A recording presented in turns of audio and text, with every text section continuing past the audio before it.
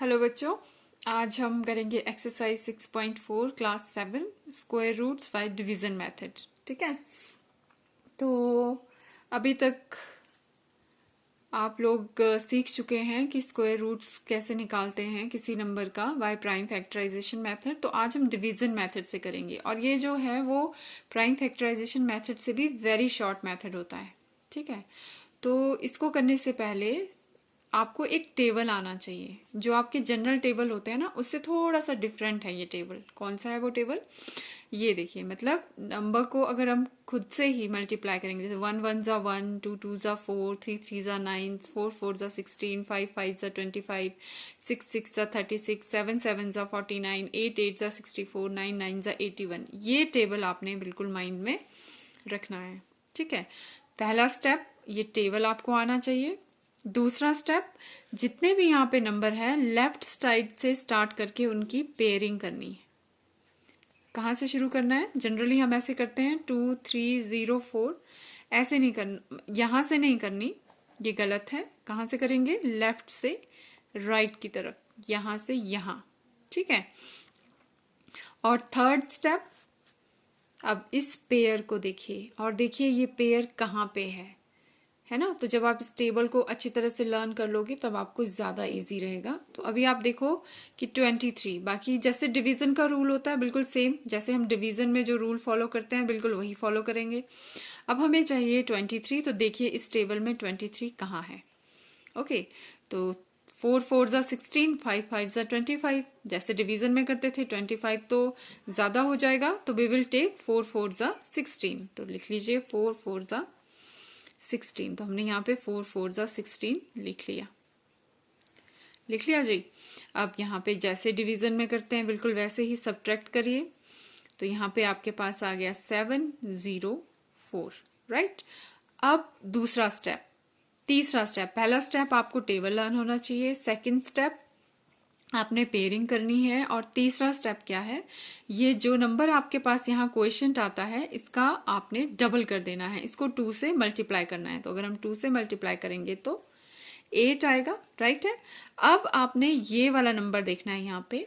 जब हम इस नंबर को देखेंगे तो हम देखेंगे कि क्या ऑप्शन है इस टेबल में से कि यहाँ पे 4 आपके पास हो। तो हमारे पास दो ही ऑप्शन है, एक तो हमारे पास 2 2 जा 4 हो सकता है, या फिर हमारे पास 4 कहाँ है, 8 8 जा 4 यहाँ पे हो सकता है। ठीक है, तो पहले हम इसको लेके देख लेते हैं। तो कहने का मतलब हम सिर्फ 2 ले लेते हैं, 8 तो लेना ही है, 8 के साथ में 2 ले लिया तो कितना हो गया फिर? 2 2 जा 4, 8 2 जा 16, ये तो बहुत ही कम हो गया। और दूसरा ऑप्शन है हमारे पास ये लेना है, तो फिर अब 8 ये तो लेना ही है, इसके साथ जो आपका यूनिट डिजिट है वो लेना है। ठीक है, तो अब 8 से देख लेते हैं। 8 8 जा 64, कैरी 6, 8 8 जा 64 और 6 हो गया 70 आ गया। तो यहाँ पे भी 8 लिखा और यहाँ पे भी 8 लिखा, और ये जो क्वेश्चन है वो इस नंबर का स्क्वायर रूट है। ठीक है, तो सिंपल आ गया आपके पास आंसर, और इसका स्क्वायर रूट हो गया 48। ठीक है, अब यही स्टेप्स हम यहाँ फॉलो करके देखते हैं। इन्हीं क्वेश्चंस को जो मैं बोल रही हूँ उसको अगर आप बार बार सुनोगे कि मैं क्या बोल रही हूँ तो आपको बिल्कुल अच्छी तरह से ये समझ आ जाएगा। पर ये टेबल आपको बिल्कुल माइंड में होना चाहिए, जो हमारे जनरल टेबल होते हैं उनको आपने ध्यान में नहीं रखना। ठीक है, 4 4 8 9। ठीक, तो फर्स्ट स्टेप है पेयरिंग करना। कहाँ से? लेफ्ट से राइट को। पेयरिंग मतलब इनको 2 नंबर्स को एक साथ रखना है। तो यहाँ पे कर लिया, यहाँ पे तो कोई फर्क नहीं पड़ता आप यहाँ से करें या यहाँ से करें, लेकिन 3 नंबर्स होंगे तो ये difference, it makes a difference. तो वो अब हम आगे करेंगे, जो अभी यहाँ की सोचते हैं। कर लिया।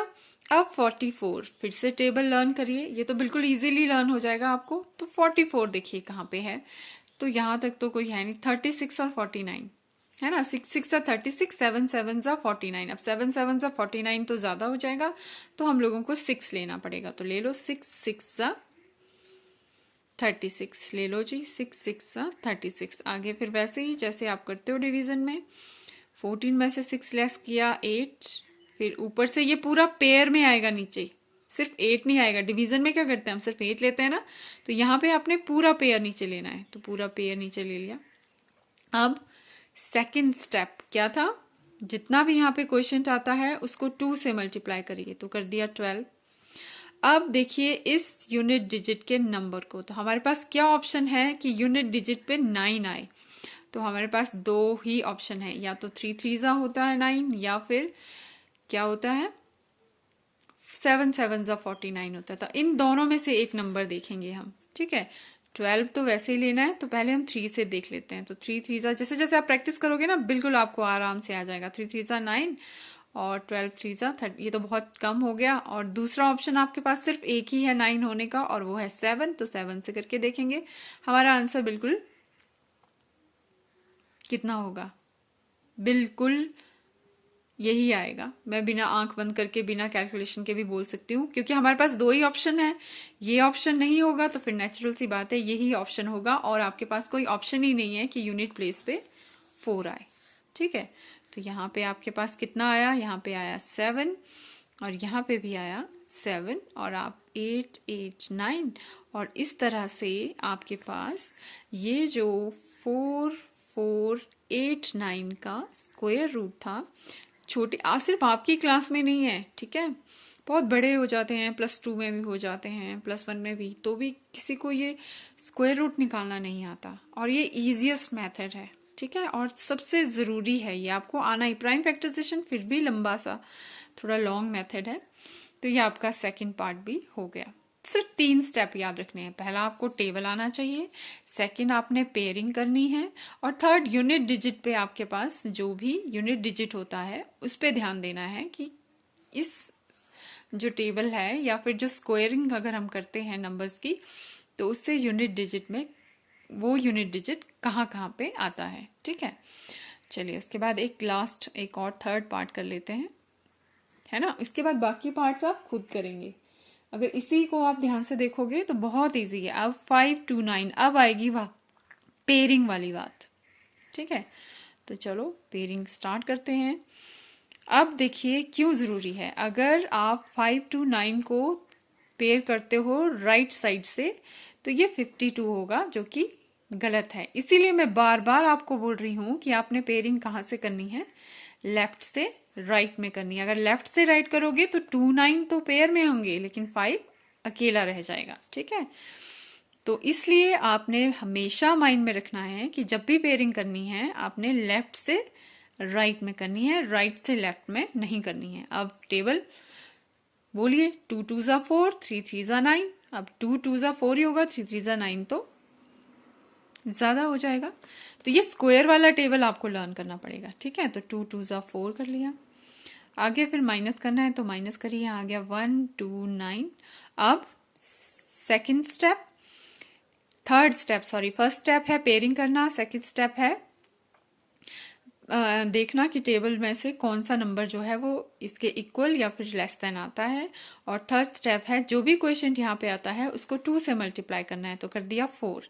अब हमारे पास क्या ऑप्शन है कि आपके पास यूनिट डिजिट में 9 आए, तो आपके पास 2 ही ऑप्शन है, या तो 3 3 9 होगा या 7 7 9 होगा। तो कहने का मतलब या तो मैं 4 को 3 से मल्टीप्लाई करूं जिससे मेरे को 9 आएगा, 3 3 9, ठीक है, या फिर मैं 7 से करूं, लेकिन ये बहुत छोटा है तो आराम से हम 3 से ही करेंगे।